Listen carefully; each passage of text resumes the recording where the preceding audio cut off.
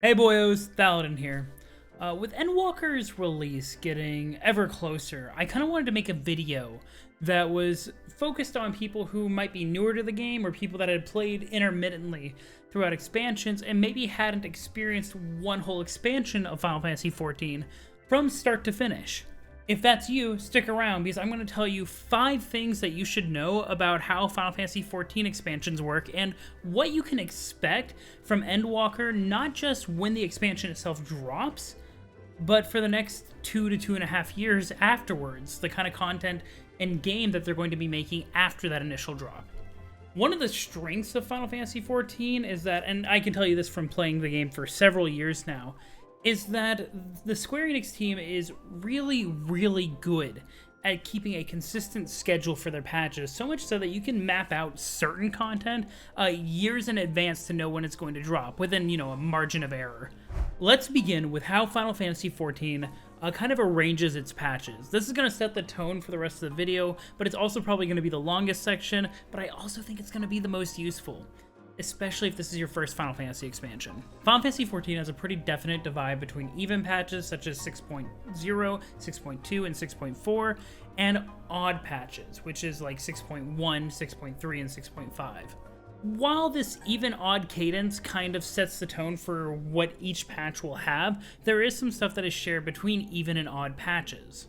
Every major Final Fantasy patch, so, 0.1, 0.2, 0.3, is going to have main scenario quests. It's going to have MSQ, and it's also going to have a trial, both the normal and extreme versions. So you're guaranteed every 3 to 4 months, which is about how often their major patches come out, to get all new story quests and a new boss to fight. In pretty much any major patch, and even some minor patches, you can have quality of life fixes, new mini-games in the Golden Saucer, you almost always get new types of housing items, and sometimes you get class rebalances, so that's usually on the the 0.1 patch, like 6.1 for example. You also get new beast tribes on some of these patches, but we're going to be talking about that a little bit later, so stay tuned for that.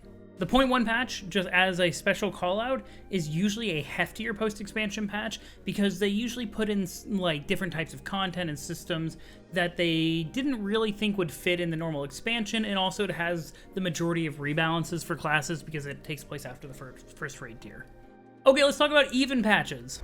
Even patches in Final Fantasy XIV are usually referred to as raid patches because that's when they release the high-end 8-man raids.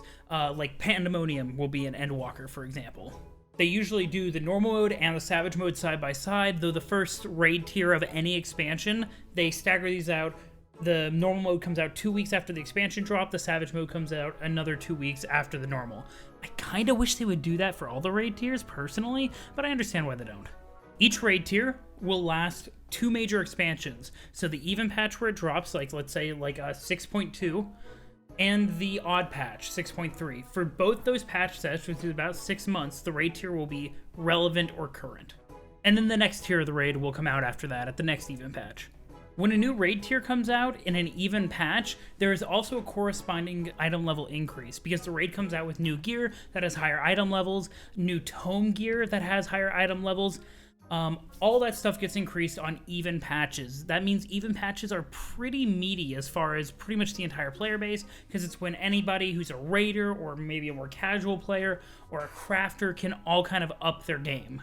At this time on even patches, there is a new Allegan Tombstone that is released. It is now the new Tombstone, and it has the cap of 450 per week. What was previously the capped Tombstone gets moved into the uncapped slot, where you can just farm as many as you want, and then the one that was in that slot before gets deprecated. I'm probably making that sound a little bit more complicated than it is. Just think, new currency comes out, old currency becomes just farmable. New crafted combat gear recipes come out, which gives both crafters and gatherers something to do, because now the gatherers have new nodes to hit and new materials to gather for the crafters. So if you're a crafter or gatherer main, there's plenty of money to be made on even patches because all the raiders are going to be going in trying to get that gear. It's worth noting that the .0 patch, which is the expansion drop, is a very unique case of even patch because it's the entire expansion drop. It has a full-blown MSQ quest, it comes with new classes, new zones, the whole shebang. So that's kind of its own thing. All in all, even patches are, quite frankly, a lot to take in. It's a lot of ways in which the game levels up in the expansion. That being said, odd patches, no less important. Along with the usual like MSQ quests, odd patches are known as Alliance raid patches. These are where, instead of the high-end 8-man Savage raids, we get the very large 24-man Alliance raids. Think Evilus or Crystal Tower if you've played those in previous expansions. These are usually a lot easier than high-end raids, but they have a lot of spectacle and their own storyline that goes with them as well. If there is going to be an ultimate fight in that expansion, or hopefully multiple ultimate fights, these are going to land on odd patches. Ultimate fights are these very, very difficult pieces of content, the most difficult raiding content in the game, and they put them on odd patches so that they don't clash with the normal raid tiers. That's all for the odd patches, but I want to make something extremely clear. The outline here for what gets added in even an odd patch is not an exhaustive list. In fact, quite the opposite. It's actually the bare minimum that you can expect from an even and odd patch, and kind of where it like lines up on the timeline. Throughout both odd and even patches, we've seen the devs add crafting reworks, UI updates, entirely new side stories, kind of different types of leveling content, all kinds of stuff, just at irregular cadences.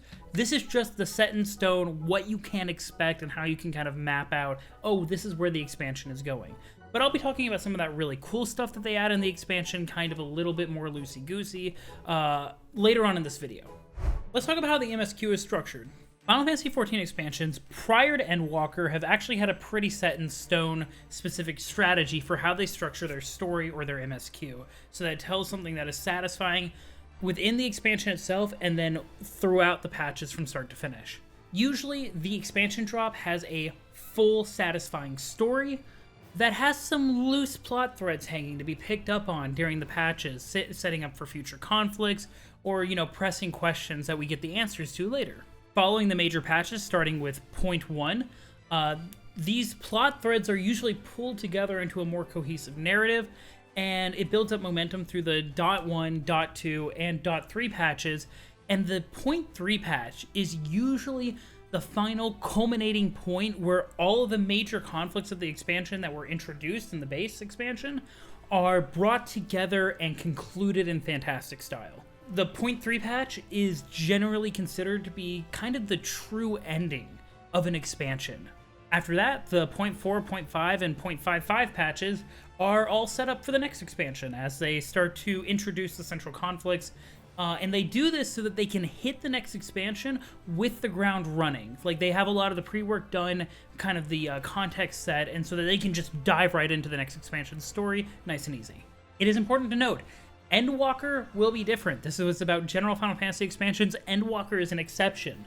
Endwalker is kind of the culmination of the entire Final Fantasy XIV story up to this point. So they are actually saying that the Endwalker base expansion drop, the .0, is going to be this kind of terminal narrative point for the Final Fantasy story. It is going to end the story of Hydaelyn and Zodiark. It's going to find a complete conclusion. And then from then on, the Point 1, Point 2, Point 3, all that jazz is going to be setting up whatever comes next. The next ginormous story arc of Final Fantasy XIV. And it's going to be setting the stage for that, I think, kind of similar to how A Realm Reborn did. Though hopefully with a little bit of extra quality, now that they've had some practice. So basically, we can expect all the resolution of Endwalker to be in the base expansion, and everything that follows, well, we'll have to wait and see. Hey, real quick, before I go into the third thing you need to know about Final Fantasy expansions, if you're enjoying this video, if you've made it this far and you're having a good time, please like the video. It just helps me. I'm gonna be frank, it just helps me. On to number 3. Relic Weapons, also known as the grindy shit. Alright, you've probably heard about Relic Weapons before, maybe from an FC mate who's like a little more dead in the eyes than you feel like they should be. Or from your friend with a particularly bearded neck who's talking about how they just have one more to get before they have them all. Yeah, I'm talking about Relic Weapons. These are expansion-long quest lines to create a raid-worthy, unique weapon for your job with tons of grinding. Tons of grinding. The process for building your relic weapon and the end result kind of varies from expansion to expansion. It is a unique expansion type thing. People talk about Heavensward relics, Stormblood relics, all that jazz. but it usually involves a mix of diving into whatever cool new side content and systems and progressions that they've introduced in the expansion, and also revisiting older content to kind of grind out different sorts of resources for each step. It's how they balance new and old so well. There's something to be said for the customizable stats of Relic Weapons and how it actually becomes best in slot because of those customizable stats, but that's always at the very tail end of the expansion where it's really like, yes, this is the best possible weapon, because they don't want to alienate like raid weapons and tombstone weapons too early. For a lot of folks, it's just a staple of the expansion that really scratches that grindy itch for the players that have the time, the drive, and the desire to get just like usually pretty sick glams for their weapons for every class. So for those grinders out there who are born with a peculiar sense of masochism deeply rooted in their subconscious, Final Fantasy's got something for you.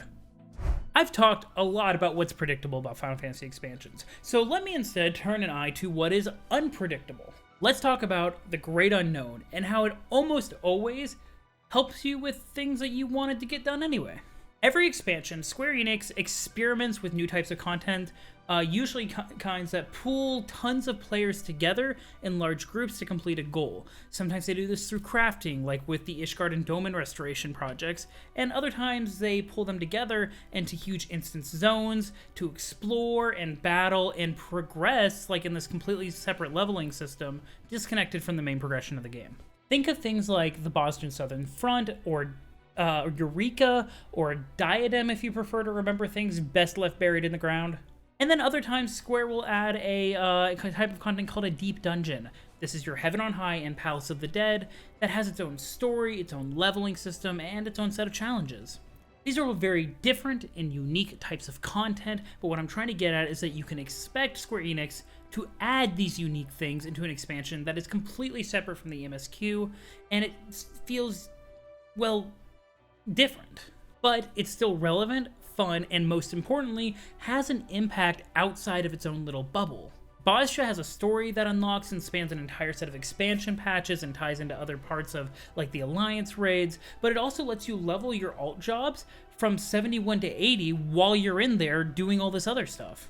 Palace of the Dead and Heaven on High are smaller scale deep dungeon dives that have their own armor and weapon systems, but you can level up your alt jobs within their respective level ranges. Eureka didn't really give much in the way of alternate progression, which is probably why it wasn't as popular as, say, Bosja, but it did tie into the Stormblood relic, and it actually has a really interesting story tucked away inside of its grindy little island. Ultimately, all these different types of content, besides maybe the deep dungeons, are pretty unique compared to other things that you can do in the game. So expect the unexpected. It's not all about mapping out every piece of content that Square is going to put out in a Final Fantasy expansion before it even drops. That would get really, really boring in my opinion. However, spoiler alert for Endwalker, they're giving us a new deep dungeon. I'm pretty sure they've confirmed it, which is exciting because I actually really like the deep dungeon content. I think it's really fun. Let's talk about number 5, Beast Tribes. I promised you I'd get back to these little guys. This last one is a lot more traditionally MMO-y, but it's also just kind of fun and not super invasive on your time. For every expansion since Heavensward, Final Fantasy XIV has released 3 Beast Tribes per expansion, just over the course of its first 3 patches. Each one of these Beast Tribes is connected to a different area of play. One has you do dailies and you gain experience on your battle classes by fighting things or playing mini games. One has you craft for them and level up your crafters very quickly. And the last one, as you might guess, does the same for your gatherers. You go out and you gather things.